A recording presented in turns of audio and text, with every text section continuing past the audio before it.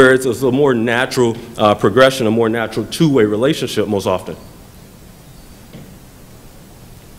So that's the delta. We want to also look at the ratio, the friend-follow ratio, to see kind of to what extreme these things are happening. When you look at that kind of broken out a little bit more, you know, if you look at people that have 100 times more friends, and you look at people that even have just 1 to 10 times more followers, what you see is really that aggressive strategy breaking out again. People that have been very aggressive and having way more friends, trying to collect the new accounts, and then once that's successful, getting that follower count up. We looked at that, I'm going to zoom in here and look at the suspended users, the followers versus friend comparison compared to legitimate accounts. And what's interesting is you rarely see accounts able to get to these very high numbers and then get suspended. You're able to actually kind of collect them most often, you know, right before they're reaching that limit.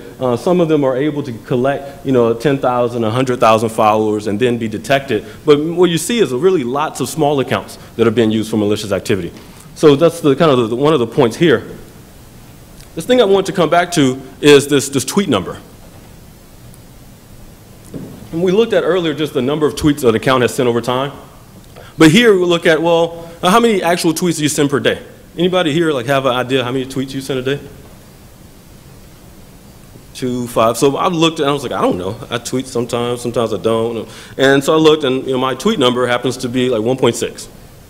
Right, so if you take the time I've had my account and just do the simple division, I send on average 1.6 tweets a day.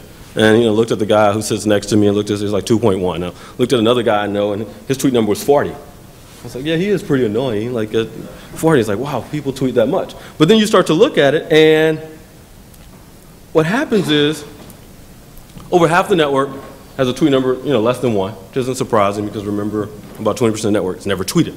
You know, a lot of average people tweet 1 to 4 times a day. But then you have these accounts that tweet 5 to 10 times a day, 10 to 100 times a day, over 100 times a day. So you think of, you know, tweeting 100 times a day. Kind of during a normal work day, you're tweeting like every 10 minutes. And it's like, who's sitting there doing it, besides a couple of you doing it right now, but like who's sitting there doing that? And so what's interesting is there are only 0.19% of people, about 0.2% of people that tweet more than 100 times a day. And you're like, okay, well that's a very small section of the network, don't worry about them. Well, if you think about that, it's 0.2% of the network, and let's assume for a second the network's 100 million people, right? You're talking about a couple 100,000 accounts. When you have a couple 100,000 accounts tweeting at least 100 times a day, all of a sudden that 0.2% of the people can account for 38% of the traffic. So, you know, those people are imparting when you look at it from a volume perspective. So we start to kind of look at some of these attributes and say, well, what of these attributes can we use and put together, and what are the relationships for legitimate accounts and illegitimate accounts? So we looked at, okay, how many followers does someone have versus how many tweets they send a day? And, you know, things here aren't that surprising. Basically, people that have 100 to 1,000 followers, they tweet on a, this is actually, they tweet kind of regular basis. People that have a ton of followers, typically celebrities, a little bit busier. Most of them don't tweet as often. Not very surprising, but we start to look at these clusters. We look at clusters of your friend-follower delta and your tweet number. What can we find? And so I'll point out about 5 different clusters that we came across. This first one is a very extreme follower and friend delta. So you see, you know, these are accounts that have, you know, 100,000 more followers, 80,000 more followers, 60,000. And what you see here is pretty legitimate accounts. They're mostly kind of pop stars, news sites, and aggregators. So they have lots of followers, but they actually tweet a lot. You know, they tweet number 115 times a day. But these are just very high volume, legitimate accounts. Now, if you come down to friend-follower deltas that are not as extreme, you know, around the 5,000 range, you start to see more niche things that some would call maybe spammy. You see a lot of jobs and news posts. You see, you know, poke now, work freelance. I'm not going to read that first one, but you know, you start to see things that are a little more niche, some still legitimate, but some would, you know, definitely call spammy or unsolicited types of things. Then if you look at kind of this cluster that we saw where you have a friend-follower ratio in the neighborhood of 2,500, you still have this high tweet number, now you start to see some scammers. You start to see like earn money today. You start to see money wholesale. You start to see, you know, revs by sell. You start to see kind of more scammy and phishing type of accounts.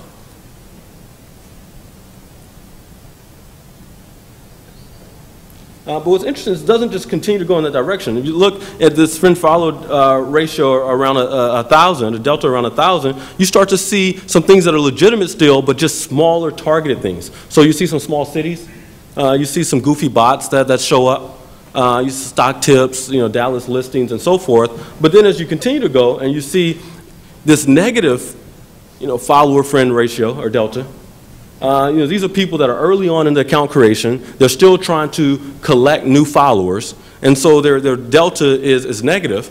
You see some things that are really scammers coming out. You see instant biz tips, skincare wonder, cam for porn. So, with this, we're just using the delta, public information, just the friend count, the follower count, how often they're tweeting, and we're able to use that, throw it at classifiers, and get the separation into some clusters. And, so some of the things you're able to see, you kind of look at some of the accounts that, that were coming up. Here's an example, Download Heaven. And, this guy has a negative friend-follow delta, like negative 400, tweets 144 times a day. And you actually follow the site to where they're pointing you. You end up a site that looks like this, offering all types of interesting, wares for your PC. But then you go and look at their history on, say, SafeBrowse, for instance, and you see that, in the last 90 days, this guy was serving 15 pages, serving malicious software, 5 Trojans of exploit, and malicious software hosted on 2 domains. Right, so kind of example after example of that. Here's another guy, negative 200 friend-follower ratio, tweets about 80 times a day, super web hunt. It's offering all types of flash converters. And you go and you look at the malware history for this particular domain that he's pointing to you to. You have 7 Trojans, 3 scripting exploits, 3 exploits, 28 pages serving malware.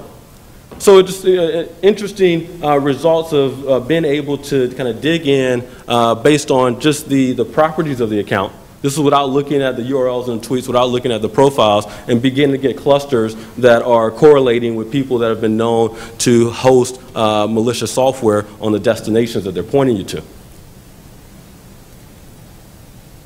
So another example there. Now, one of the things here is this is when we went out and used this features to go and try to find those clusters. We went out and we said, hey, we're going to go find scammers. We're going to go find the bad accounts.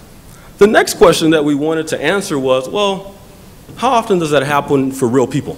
If I'm a normal user on Twitter, how often do I encounter these malicious users and these malicious links? Does that make sense? So, we went out and said, hey, we want to go find the bad guys. And we found them, and we found a couple, good ways with some basic user reputation to kind of highlight them. Then we want to take a different view, kind of take the view of a normal user coming online and see, well, how often are you coming across this type of malware? How often will you encounter these people? And in this case, I wanted to really compare it to a different type of system. I wanted to kind of compare it to search engines. And say, okay, well, if you look at the accounts, look at the search volumes that these sites are claiming. Is it coming up here?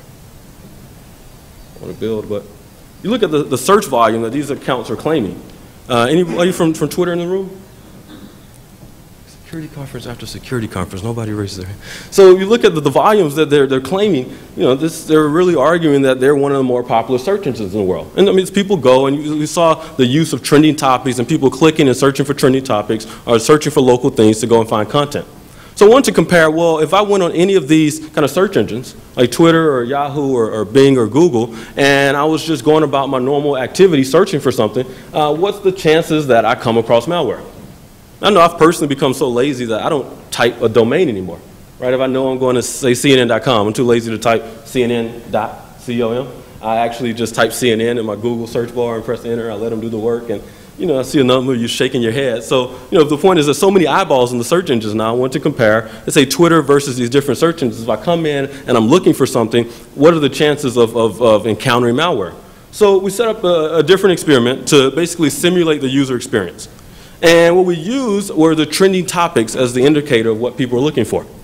And so the goal was to really understand kind of the scope and the nature of this problem. So we set up the system, and basically what it does is run around the clock and look at what are the trending topics or popular search terms, depending on the vocabulary of each search engine. Basically, each search engine exposes what are people searching for that's popular. So we went to each search engine, got their list, and then used that list to go and search for those terms, get the results, and analyze the results to see if we found malicious code. So we ran this across these 4 different search engines. So Bing, Google, Twitter, Yahoo. This particular data that I'm going to show here is for a 57-day span, from April to June. We've continued to run it. So some newer data that we're processing to compare. But we look at a 60-day period. We came across over 25,000 popular topics. We came across over 5 million search results on the other end of those. And we came across malicious code. So we're averaging about 130 samples a day of malicious code showing up on the other end of search results. So, one of the first questions is where? Well, Google 69%, Yahoo 18%, Bing 12%, Twitter 1%. So what's the weird thing there? Is that it's one of the few times in life that Microsoft is at the other end of the list, right? And kind of one of the few times in life, actually because of their market share, in some part, they're on the lower end of the list of being the exploited platform. But then also Twitter. Like probably several of you expected that Twitter number to be higher. Well, one of the things that happens is all these guys are search engines. So if you search for something, they go and their job is to organize the web, find what's relevant, and then present it to you in a ranking list, in a ranked list. So because of that, the attackers actually have an opportunity to take advantage of the way that search engines work to find their results in the higher end of that list. So attackers are able to do 2 things, or they're able to go use search engine optimization to make their sites come up high, or they're able to go and target sites that already have a high ranking to make sure they've exploited those high ranking sites. Well, with Twitter, for the most part, they don't have that opportunity, right? To a search on Twitter is, pretty much a, okay, here you go. It's okay, what's going down the feed right now? Okay, you want everything that string matches this, that's recent there. It's not ranked, right? It's not organized. There's no true relevance that's there. I mean, Twitter's working on that and trying to change their search to mirror that more of the search engines. But if you're an attacker and you want to reach eyeballs with your attack, you actually have a better chance and you can game the system more if you're putting your attack on a search engine more so than on Twitter. Because on Twitter, you're just kind of another random tweet, and it's just you're playing the odds of when someone clicks search. So that's the reason that you really see this only 1%, because it shows the attackers taking advantage of search engine optimization on the other engines. So take a look at a couple of the things that we came across while doing this work. One of the things is you'll just look at the daily malware activity by source. It varied by day, but every day Google was the key source of the malware that we were coming across. Twitter had days where you couldn't come across any, depending on when you took the snapshot. But overall, they averaged at 1%. One thing that we wanted to ask was, well, is there a particular day of week that's more relevant? The short answer is no. You see pretty much consistent range every day. But if you look at the particular time of day, there was some strong indicators here. If you look at the time block, basically this is situated in the Eastern Standard Time, but if you look at the time block, the 4th of the day, that's 11 p.m. to 5 a.m. We basically found over half of the malicious links doing searches in that time span. So that was an interesting thing. One of the things that we were able to come across here is, well, when do search terms show up in the different search engines? So if I'm an attacker and I'm trying to target users searching for particular things, should I take my attack and time it to go after Twitter first, or Bing first, or Google first? Kind of how should I think about this? And so we looked at kind of the top things. One thing that we looked at here were the top trending topics that we saw on Twitter during this time period. How long did it take those topics to show up on the other search engines as trending topics? So you see a list of topics there. I won't read them all, but basically this is an indicator of how long it took that topic to show up on the different search engines after it showed up on Twitter. And what you see here is, on average, Google, it took 1.2 days to show up as a trending topic, Bing 4.3, and then Yahoo 4.8. But then we saw certain topics that would show up on the search engines before they would show up on Twitter. So basically what we saw was pop and culture-based items became trending on Twitter first.